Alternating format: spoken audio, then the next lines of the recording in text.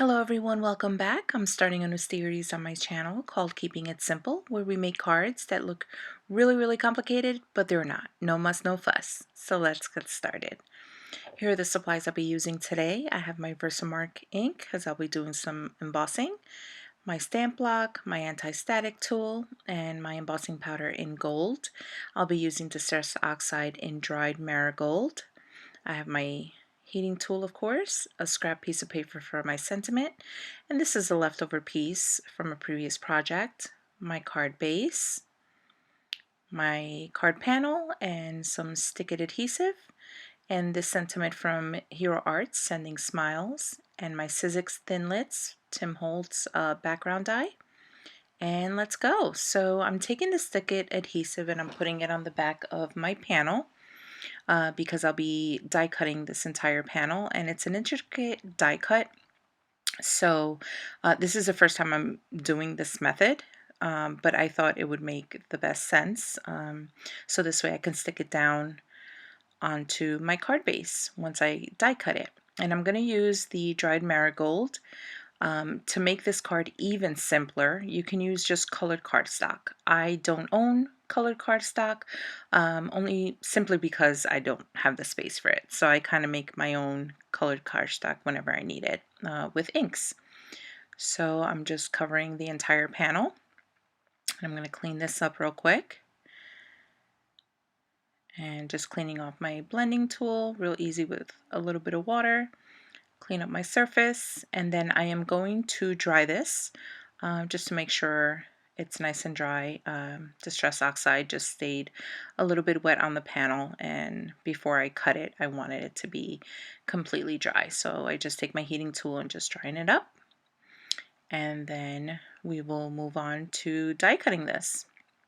And you'll see how quick and easy this is. Now, a tip I do have that I learned in this, making this card. This is an intricate die. Like I said, I put the stick-it adhesive behind my card panel. I'm putting a little bit of tape on the sides just so I can wrap it around and it holds in place. I would run it through my die machine twice next time I would do this, because the pieces, the die didn't cut through the stick-it adhesive panel in the back, so I had to do a little bit of just punching out. You'll see me grab my pokey tool and I start to kind of poke out the pieces from the inside. So that just took a little bit of more time. It wasn't difficult. It's just some of the pieces stayed behind, so I just had to poke them out.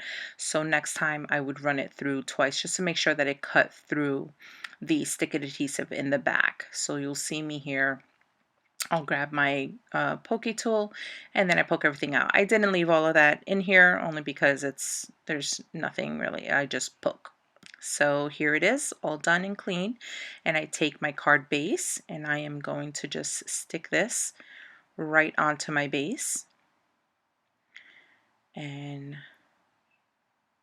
that is that for that part. And now we're gonna take the gold trim that I had from a previous project, which you can cut out if you have a die. I just happen to have an extra piece that I had left over from something else that I did, and it was the perfect size for this card, so I just used it.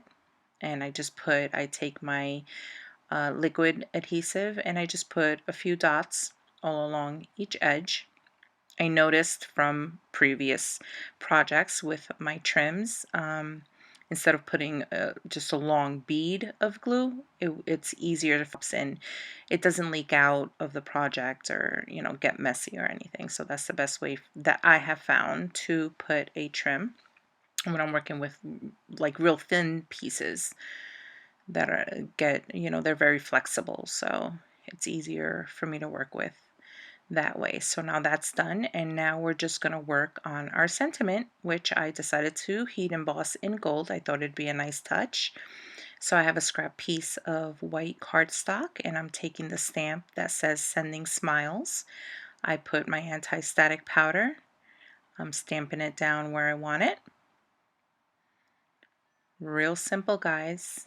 Real easy. It doesn't have to be complicated, but it looks really elegant and it looks like you spent a whole lot of time. You can bulk make these very easily, and you can do, of course, any colors. And like I said, if you have colored cardstock, even easier. You don't have to make your own colored cardstock. So I'm just heating this up, and I'm going to take my scissors, real simple, and I'm just going to do a fishtail on the one end. I'm keeping the other end flat because I thought it'd be nice to put it up, butt it up against the left side of the card. So here you'll see me just playing with placement, kind of moving it around. It would have looked nice anywhere on this card, but I figured I really wanted that background to stand out, so I just put it towards the bottom so it didn't take away from the attention of the beautiful background. And here it is. That's it. It's complete. And look how beautiful that is. Very simple. This would make a nice sympathy card, a nice birthday card. You can put any type of sentiment on it. It's pretty generic and it would go with any theme. And look how simple that was. There it is, guys.